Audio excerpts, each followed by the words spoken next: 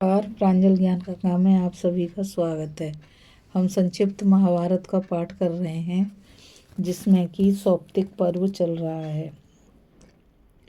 कल हमने कथा में अश्वत्थामा आदि का दुर्योधन को सब समाचार सुनाना तथा दुर्योधन की मृत्यु की कथा को पढ़ा था।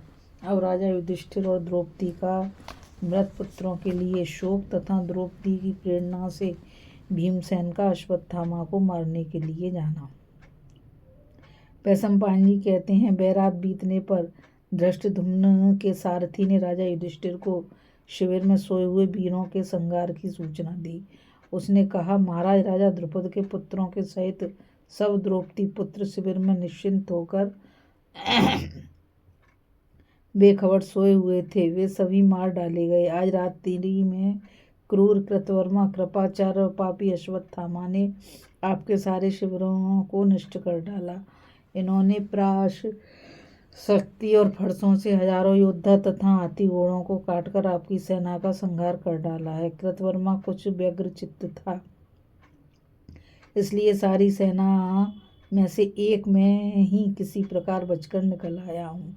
सारथी की यह मंगलवाणी सुनकर कुंती नंदन युधिष्ठिर पुत्र शोक से व्याकुल होकर पृथ्वी पर गिर पड़े। उस समय सात्यकी, भीमसेन, अर्जुन, नकुल, सहदेव ने उन्हें संभाला। चेत होने पर वे विलाप करते हुए कहने लगे, हाय, हम तो शत्रुओं को जीत चुके थे, किंतु आज उन्होंने हमें जीत लिया।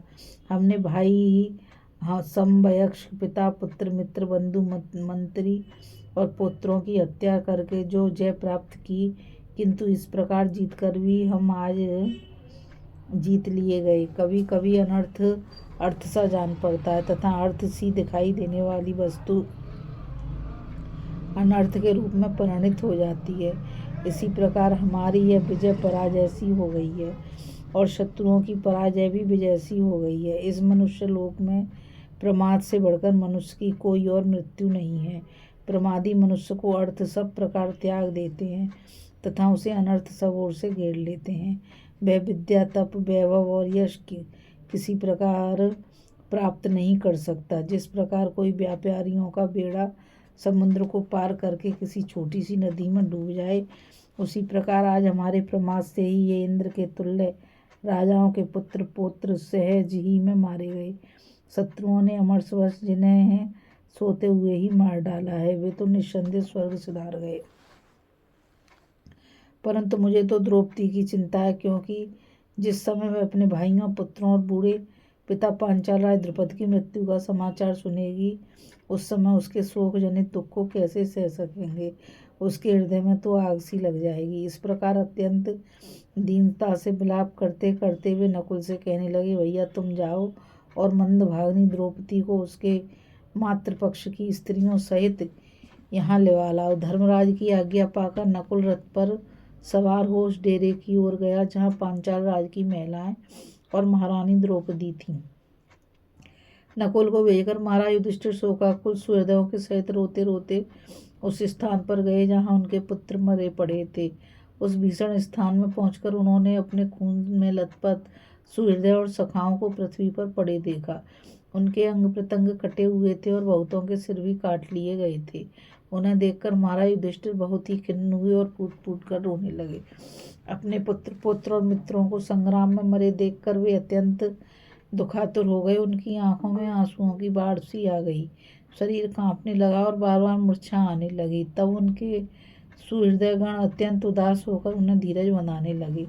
इसी समय शोकाकुल द्रौपदी को रथ में लेकर वहां नकुल पहुंचा। वह उपलब्ध नामक स्थान में गई हुई थी। जिस समय उसने अपने सब पुत्रों को मारे जाने का अत्यंत अशुभ समाचार सुना तो बहुत ही दुखी हुई। उसका मुख शोक से बिल्कुल फीका पड़ गया और वह राजा युधिष्ठिर के पास पहुंचकर पृथ्वी पर गिर पड़ी। द्रौपदी को गिरते देख महापराक्रमी भीमसेन ने लपक कर अपनी दोनों भुजाओं में पकड़ लिया और उसे ढांढस बंधाया। तब वह रो रो कर राजा युधिष्ठिर से कहने लगी, राजन, अपने वीर पुत्रों को छात्र धर्म के अनुसार मारा गया सुनकर आप तो उपप्लव्य नगर में मेरे साथ रहकर याद भी नहीं करेंगे, परंतु पापी अश्वत्थामा उन्हें सोते हुए मार डाला। यह सुनकर मुझे तो उनका शोक आग की तरह जला रहा है। यदि आप आज ही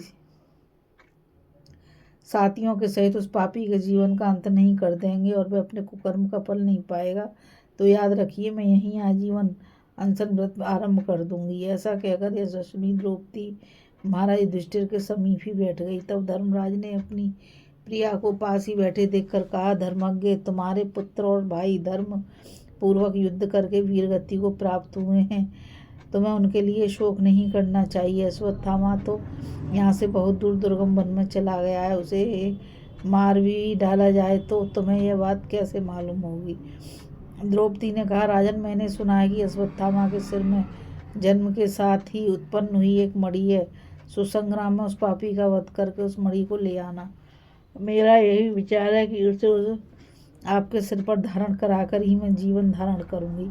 धर्मराज से ऐसा कहकर फिर द्रौपदी ने भीमसेन के पास जाकर कहा, भीमसेन, आप छात्र धर्म की ओर देखकर मेरी रक्षा करो। इंद्र ने जैसे शंबरासुर को मारा था, उसी प्रकार आप उस पापी का वध करो। यहाँ आपके समान पराक्रमी कोई पुरुष नहीं है। वारणावत नगर में जब पांडवों पर बड़ा संकट आ पड़ा था, तब आप ही ने उन्हें सहारा दिया था। हिडम्बासुर से पाला पड़ने पर भी आप ही इनके रक्षक हुए थे। विराटनगर में जब कीचक ने मुझे बहुत तंग किया था, तब भी आप ही ने उस दुख से मेरा उद्धार किया था। आपने जिस प्रकार बड़े बड़े काम किए हैं, उसी प्रकार इस द्रोण पुत्र को मारकर भी प्रसन्न हुई है। द्रौपदी का यह तरह तरह का विलाप और भीषण दुख देख भीमसेन सह न सके। वे अश्वत्थामा को मारने का निश्चय कर एक सुंदर धनुष लेकर रथ पर सवार हो गए तथा नकुल को अपना सारथी बनाया। उन्होंने बाण चढ़ाकर धनुष की टंकार की और शीघ्र घोड़ों को अकवा दिया। छावनी से निकलकर उन्होंने अश्वत्थामा के रथ का चिन्ह देखते हुए बड़ी तेजी से उसका पीछा किया। अभी हम कथा में राजा युधिष्ठिर और द्रौपदी का मृत पुत्रों के लिए शोक तथा द्रौपदी की प्रेरणा से भीमसेन का अश्वत्थामा को मारने के लिए जाने की कथा को पढ़ेंगे।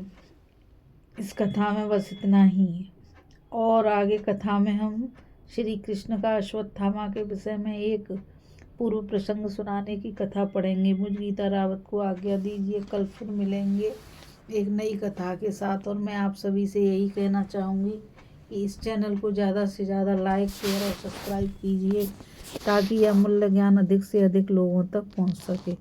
राधे राधे, जय श्री कृष्णा, नमस्कार।